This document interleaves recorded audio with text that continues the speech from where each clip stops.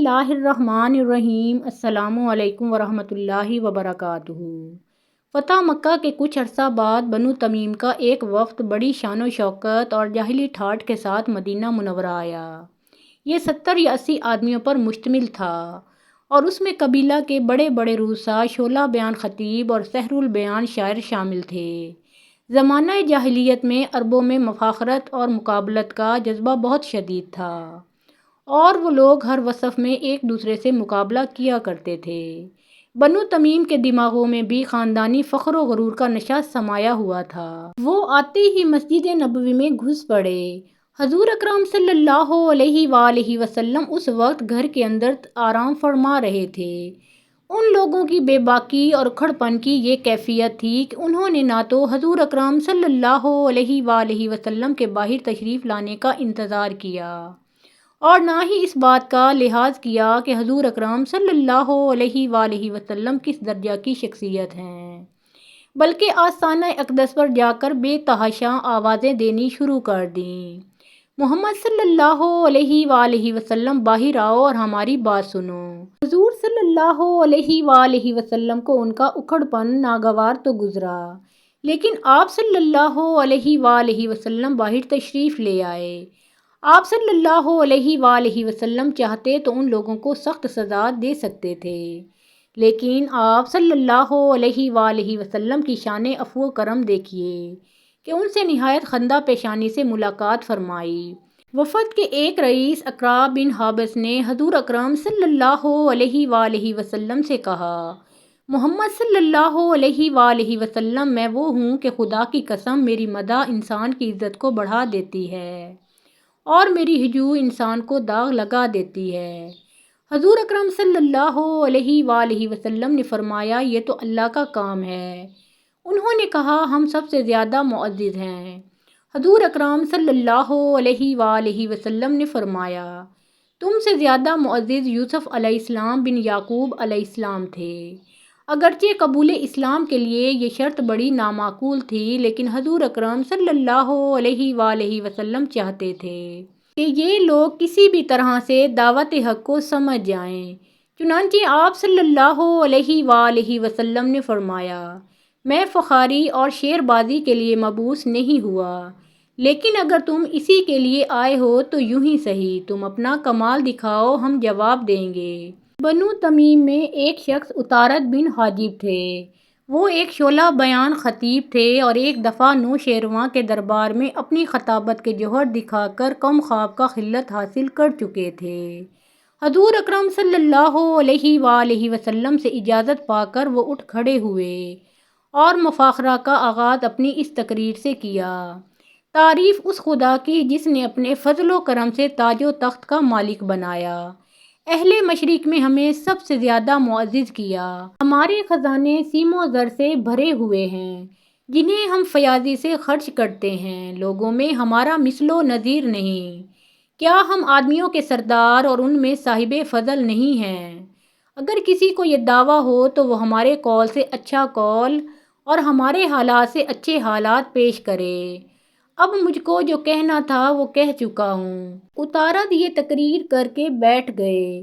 حضور نبی کریم صلی اللہ علیہ وآلہ وسلم نے ان کا جواب دینے کے لیے حضرت ثابت بن قیس انصاری رضی اللہ تعالیٰ عنہ کو اشارہ کیا۔ انہوں نے یہ خطبہ دیا، تعریف اس اللہ رب العزت کی جس نے زمین اور آسمان پیدا کیے، ان پر اپنا حکم جاری کیا، اپنی کرسی اور اپنے علم کو وسعت دی۔ وہ قادر مطلق ہے، جو کچھ ہوتا ہے اسی کی قدرت سے ہوتا ہے۔ اس کی قدرتوں میں سے ایک یہ ہے کہ اپنی مخلوق میں سے ہمارے لیے ایک پیغمبر مبعوث کیا جو سب سے زیادہ شریف النفس ہے، سب دنیا سے بڑھ کر راست گو اور سب سے زیادہ شریف الاخلاق ہے۔ پھر اس پیغمبر پر ایک کتاب نازل کی اور اپنی خلقت کا اسے امانت دار بنایا، اور وہی وہ شخص ہے جسے اللہ نے سارے عالم سے برگزیدہ کیا۔ پھر اس نے لوگوں کو حق کی طرف بلایا اور اس کی قوم اور اقربا میں سے پہلے مہاجرین نے حق کو قبول کیا۔ جو نسب میں افضل ہیں ان کے چہرے سب سے زیادہ روشن ہیں، اور ان کے اعمال سب سے زیادہ اچھے ہیں۔ پھر ان کے بعد سارے عرب میں سے ہم گروہ انصار نے دعوت حق پر لبیک کہا، لہٰذا ہم اللہ کے انصار اور اس کے رسول اکرم صلی اللہ علیہ وآلہ وسلم کے وزیر ہیں، اور لوگ جب تک ایمان نہ لائیں اور لا الہ الا اللہ نہ کہیں ہم ان سے لڑتے رہیں گے، اور جو کوئی اللہ اور اس کے رسول صلی اللہ علیہ وآلہ وسلم کو ماننے سے انکار کرے گا ہم اس کے خلاف راہ خدا میں جہاد کریں گے، اور جہاد کرنا ہمارے لیے کوئی دشوار کام نہیں ہے۔ مجھے جو کچھ کہنا تھا کہہ چکا، اور اب میں تمام مومنین اور مومنات کے لیے بارگاہ الہی میں دعائے مغفرت کرتا ہوں۔ تقریریں ہو چکیں تو اشعار کی باری آئی۔ بنو تمیم کی طرف سے ان کے سحر البیان شاعر زبرقان بن بدر کھڑے ہوئے اور اپنی قوم کی شان میں ایک پرزور قصیدہ پڑھا، جس میں خود ستائی، تعلی اور نخوت کے سوا کچھ نہ تھا، تاہم اس کے زور بیان اور فصاحت و بلاغت میں کوئی کلام نہ تھا۔ حافظ ابن حجر رحمۃ اللہ علیہ نے اصابہ میں لکھا ہے کہ زبرقان کے اشعار سن کر خود نبی کریم صلی اللہ علیہ وآلہ وسلم نے فرمایا، بعض تقریروں میں جادو ہوتا ہے۔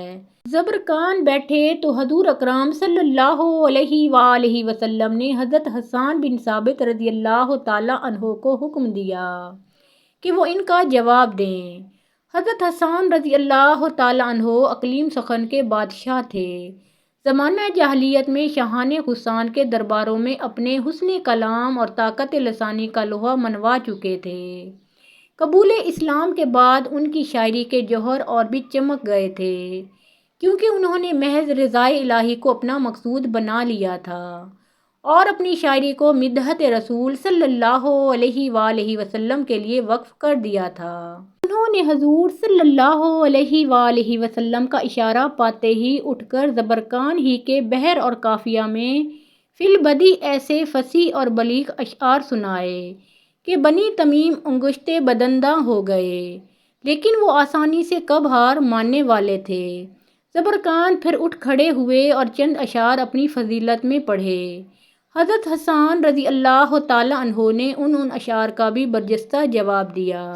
اب بنو تمیم کی زبانیں گنگ ہو گئیں۔ اقرا بن حابس جو خود بڑے فصیح البیان شاعر اور خطیب تھے اور جن کی اصابت رائے کا سارا عرب متعارف تھا، یہاں تک کہ متحارب قبائل اپنے جھگڑوں میں ان کو حکم یعنی جج یا ثالث بنایا کرتے تھے، بے ساختہ پکار اٹھے، باپ کی قسم محمد صلی اللہ علیہ وآلہ وسلم کا خطیب ہمارے خطیب سے بہتر ہے، اور ان کا شاعر ہمارے شاعر سے افضل ہے، ان کا کلام ہمارے کلام سے زیادہ فصیح اور ان کی زبان ہماری زبان سے زیادہ شیریں ہے۔ اہل وفد نے ان کی رائے سے اتفاق کیا اور سب اسی وقت حلقہ بگوش اسلام ہو گئے۔ یہ لوگ چند دن مدینہ منورہ میں ٹھہرے اور قرآن اور عقائد دین کی تعلیم حاصل کی۔ اتارد بن حاجب رضی اللہ تعالی عنہ اسلام سے اتنے متاثر ہوئے کہ انہوں نے نوشیروان سے انعام میں پایا ہوا کم خوابی خلعت مدینہ کے بازار میں فروخت کر دیا، اس لیے کہ یہ ریشمی تھا۔ حضرت عمر فاروق رضی اللہ تعالی عنہ کو معلوم ہوا تو انہوں نے حضور نبی کریم صلی اللہ علیہ وآلہ وسلم کی خدمت میں عرض کیا، یا رسول اللہ صلی اللہ علیہ وآلہ وسلم، اتارد اپنا خلعت جو اس نے نوشیروان کے دربار سے حاصل کیا تھا فروخت کر رہا ہے، آپ صلی اللہ علیہ وآلہ وسلم اسے خرید لیں۔ حضور اکرم صلی اللہ علیہ وآلہ وسلم نے فرمایا، یہ ریشم کا بنا ہوا ہے، اسے وہ مرد استعمال کرے گا جس کا عاقبت میں حصہ نہ ہو۔ یہ وفد رخصت ہونے لگا تو حضور نبی کریم صلی اللہ علیہ وآلہ وسلم نے ہر شخص کو انعام و اکرام سے سرفراز فرمایا۔ محترم ناظرین، پیارے آقا محمد مصطفیٰ صلی اللہ علیہ وآلہ وسلم کا پیارا نام ایک بار کامنٹ سیکشن میں ضرور لکھیں۔